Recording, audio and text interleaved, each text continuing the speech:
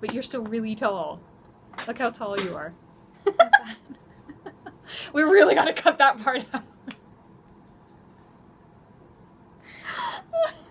You have to be nervous about it. There's... All right, let's go. You Okay. want to start? I can do that. You can start. All Let's right. start. Hey, what's up, Tumblr world? This is Amanda. I'm the Adult Services Manager at the Pickerington Public Library, and this is... This is Donna. I'm one of the reference librarians at the Pickerington Public Library, and we want to talk about books! books! We're book talking! Yay, we're book talking! And we're not very good at this, so you're No, going to this have is to our forgive first us. one, so you have to be really nice. Please don't put any nasty comments. Or angry eyebrows. No, angry We're not eyebrows. fans of angry eyebrows. Happy books. What spurred this is because we are going to have the lovely Mindy McGinnis, who is the author of Not a Drop to Drink, which we adore because Yes. it is amazing, at our library this Saturday. So we were talking about dystopic novels and this whole huge trend that we're seeing in YA literature with the Hunger Games and Divergent and these great books and maybe some not so great books. Yeah, Some books books that we just didn't work for us. That's a fair point. It's a fair point. It doesn't mean they won't work for you, and we would never tell you to like or not like a book based on our opinions because they're our opinions. So, Yeah. anyways, we grabbed a couple of books that we absolutely love, and we will start with Not a Drop to Drink because this is different from what's out there now Yes. in the field. What I like the most about Drop to Drink, Not a Drop to Drink, is that you had a very strong female character. She is in a very unique scenario. You don't see that a lot in dystopic fiction. It's a topic of scarcity, which I don't think has come up. I can't really remember anything else about that in recent memory. You've got Mike Mullins with Ashfall, where everything's covered in volcanic ash, which is, I like that one too. It's never right. the central point of any book. I mean, Right. it's always a topic, in the Hunger Games, everyone is obviously limited in what they can eat and drink and... Right, but it's still not the central point. It's still not the central point. Yeah. And I think that's one of the strongest points of this book is, what do you do? What would you do to survive? And what do you do when that's all you've ever known and then suddenly your entire world gets turned upside down? Do you change? Do you change? Do you start fitting in? I like the idea that, I don't know how to say this. Do you change? Do you become more of yourself, or do you become somebody completely unique to you? Right. And to everyone who's ever known you? What happens when you come across new people? Right.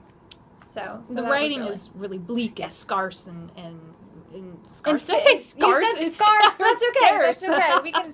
We're not going to edit that out. No.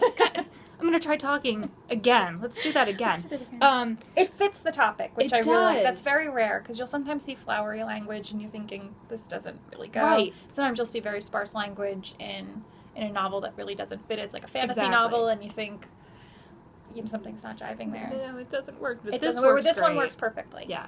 So really Mindy, we enjoyed it. love you. We're Yes. thrilled to have you We can't here. wait to have you here. We can't wait to hear about your new book. We're very much looking forward to that. She has to give us details. I know, because of the covers. Can we also talk about the cover? Oh, yeah. 'Cause we So cover really art like this cover. is important. This And I know cover the art book is excellent. backwards, but we'll post the links, we promise. Yeah. If you've not read this, read this. But secondly, cover art, as most of you probably know, is huge. This is great. It goes from this, it's a gradient cover. So you get this really dark, black, cloudy going on, and then it goes down into this, exactly what I think of, no water, kind of apocalyptic, The cover greenish fits gray. what's yeah. actually happening, which is very rare, I find, which is sometimes you'll see someone with a dress, or a floaty dress. It's usually a floaty dress or a big dress. Floaty big dress dress is a whole cover. other video. You ever watch read Forever Young Adult?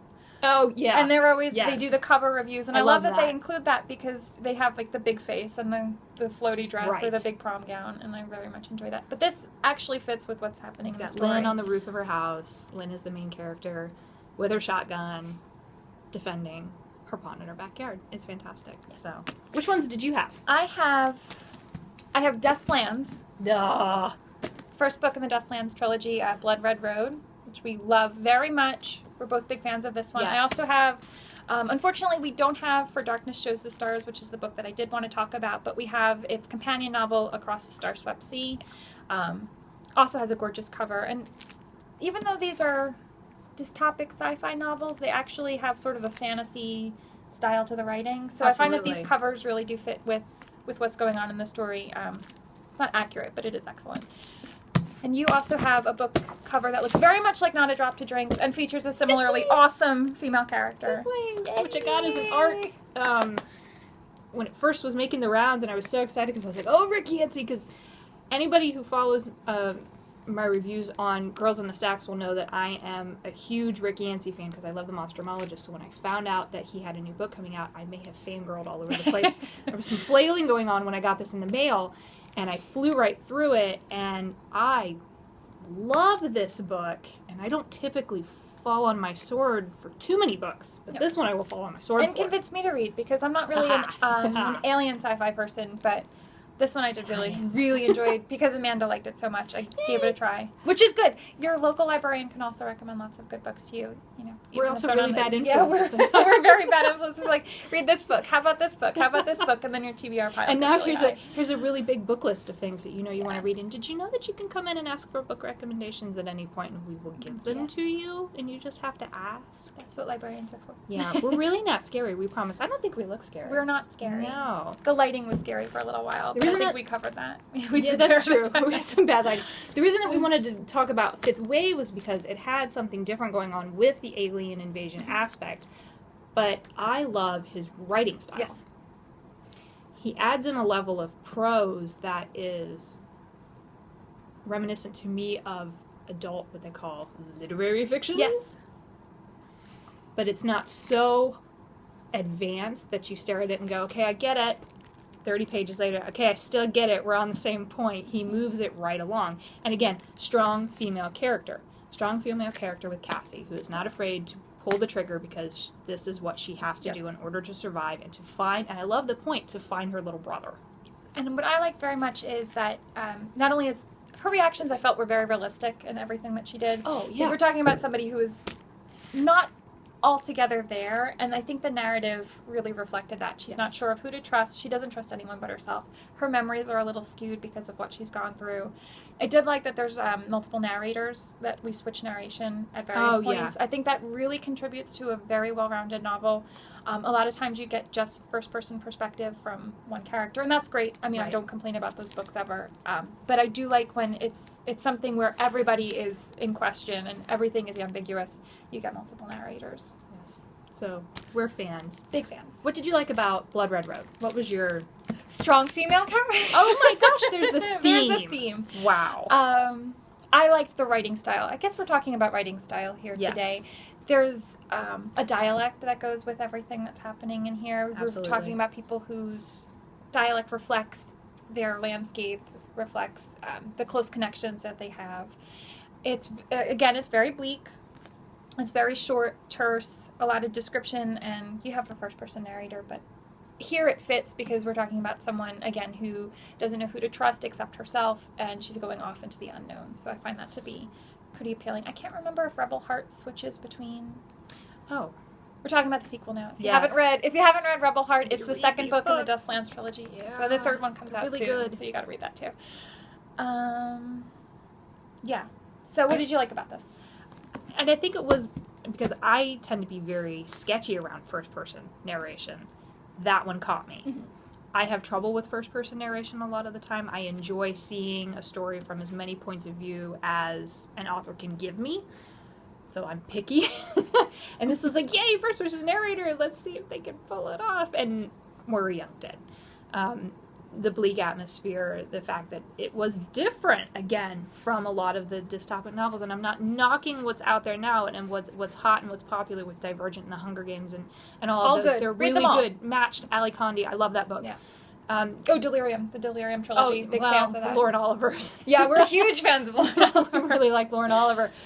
But this was different. It throws a monkey wrench into the genre, as does Neil Shusterman. Yes. Which we will talk about that in a minute. But this is another wrench in the cog that just makes a different story, a different case. It's grittier.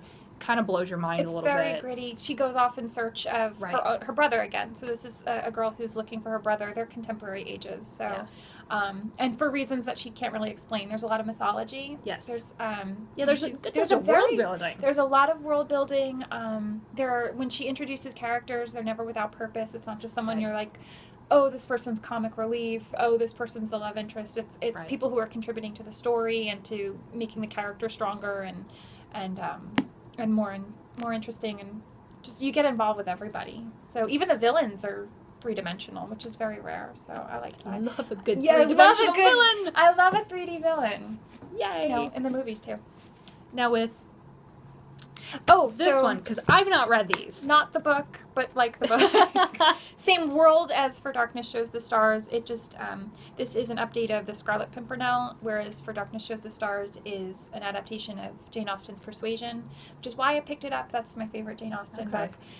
It sets it in actually it's kind of an unknown, presumably future landscape. It's dystopic only in that it's about genetic modification and how that's contributed to class differences in the current storyline. And it's, I have a big problem when the focus is the love story, when sometimes it's supposed to be sci-fi, and here it really, really works because it's about two different people from two different worlds and how they're not able to overcome those differences until something changes in both their frames of mind and their perspectives and their experiences. So there the love story is the main part of it. Okay.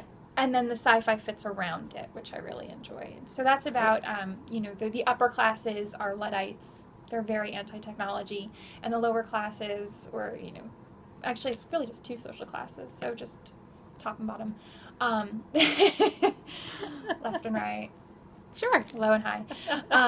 Where the other social classes are people who were born out of genetic modifications that gave the upper classes reasons to distrust them. And they've kind of just been turned into slaves, turned into farm workers, and she's very wealthy and a Luddite, and he is not very wealthy and works on a family's farm. Gotcha. And it's what happens when he comes back after like a 4 or 5 year separation. It's very good. You'll really enjoy it. And the writing is very lush. The prose is very lush. The characters are very likable. Yeah, I really enjoyed it. Read. I love how you're trying to get me I'm trying to get you to read. I'm telling as you much to as read. Everybody that's watching it. Everything I said to love her, that. I'm saying to you. See, You'll really enjoy it. we're bad influences. If you like Jane Austen, you will definitely like it. It does it justice.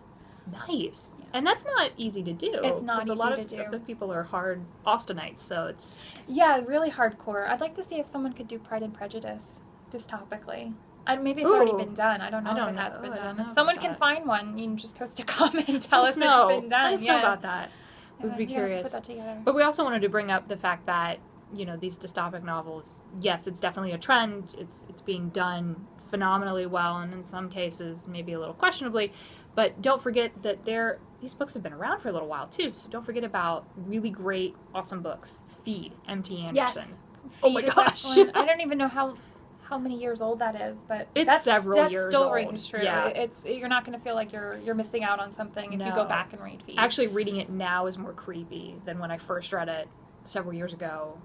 It was a little while after it came out, and I was like, oh, that's scary. You read it now, and you go, oh! It's very, very eerie how well he predicted some of the trends in technology. He's so that's definitely got a beat on things. If you can kind of see comparisons with Feed and anything happen, yeah, you can see where it's going. Shivers. Neil Shusterman, who's one of my favorite authors, Unwind is still one of my favorite YA books of all time. And I've recommended it to people, and they're like, I'm looking for another book like The Hunger Games. I'm like, this is nothing like The Hunger Games. It's very creepy. It's very creepy. Trust me on this one. As long as you have a strong stomach. you can read this book. Are you queasy? Yes or no? Read this book. Yes or no? Can you handle this? Right. Well, if we got our circ manager to read it, who is queasy, and she was like, that's a great book. You're messed up. Still a great book. Don't forget that these books exist, because if you haven't read them, or if you've read The Hunger Games and never read it, and you're going, now what do I read? Don't be afraid to go back in time. Yeah, don't just look for new publications. We can always recommend something that's a little bit older, that set the trend for The Hunger Games, or that made those books possible. House of the Scorpion, Nancy Farmer. Don't forget about that one either, which I do believe was a Prince winner. fantastic book. And that one really brings in other questions as well about racism and immigration and all kinds of other topics that are still very relevant. So you want to read books like that. And then we have some books that we weren't so thrilled with. We wouldn't necessarily gush over. We're not going to bash them either. But... And you guys might like them, and we have no issues with that whatsoever. But there have been books that have come out in the dystopic genre, in all the genres, but especially in the dystopic genre, where we're like, man, could I see where you were going? It just didn't get there for me. Right. Or I didn't get there with it. Like Shatter Me by Tahira Mafi. Yeah. Sorry. It was I'm trying to think how to frame this. It's so that what I loved most about it was, again, the narrative. You see the crossouts. Absolutely. The language. We're talking about someone who's living in isolation and has only her thoughts for company. Oh, I loved that writing. aspect of that. I felt like as the series went on, it was mostly just a love story. Yeah. So it became less about her learning to use her powers. It felt like it lost itself. Yeah, it felt a little more like it focused on Warner. Suddenly Adam is a villain. A lot of character construction that went completely out the window by the third book. So, and then I felt at the same time I lost a lot of what I liked about Juliet. Yes. Because it was just, what am I going to do with this boy, instead of suddenly I can punch through concrete. And it felt like there were a lot of, and now she can do this, and now she can do that, and not, I'm learning to do this. I want to do this. Right. And what can I use it for? What can I use it for? Am I going to save humanity? Can I fight back? Am I going to destroy humanity? Because I'm all for the X-Men aspect, but... Exactly. I'm all about that. Or the Avengers Assemble part at the end, where you're just like, everybody's got a power. Yes. And then instead it was, Warner is so great. I like Warner a lot. Warner's not such a bad guy. And I didn't care about him at all. I wanted to see what Juliet was going to be doing. And then you even lost the crossouts by the third book. And I didn't feel like her voice compensated for it by the end. So that was a little bit disappointing. But still read it, and then, compare it to other books, and then read other books about kids who, take on special powers. I'm trying to think if I can remember any of those. We'll make a book list. You'll see a book list. There you go. There'll be a list. There'll be a book list. We love lists. Yeah, we like making lists. There are lots of other books that we haven't mentioned. The Maze Runner, which I love the first one, and that series also for me kind of fell off the wagon a little bit, because by the end of the first one I went, James Tester, what did you do to me? How could you do that and then not write a book for a year and a half? I'm gonna go over here in the corner and cry. You have to read a lot of books in the meantime when the next book in the series doesn't come out for a year and a half. And then you have to reread them when the new one comes out, because then you're like, everything else falls by the wayside. Right. And then you're like, what happened here? Oh yeah, now I remember. I think it's a ploy. It's all a trick. It's all a trick. They're just doing it to mess with us. To make you read more. Yes. But those are our picks right now for dystopic novels. We're going to come back and do fantasy. We're going to do horror. We're going to do romance, mysteries. Mysteries are tough. Mysteries are very tough. They're hard to find, because sometimes they'll have a mystery aspect, and it's really not. It's not detective fiction the way it would be for adult fiction. It's more of suspense thriller, and there's not really any fact finding going on. Absolutely. So sometimes what you wouldn't consider a mystery, we consider a mystery, and then we'll let you know about those too. Absolutely. So this is Amanda and Donna. Signing off. Bye. Bye.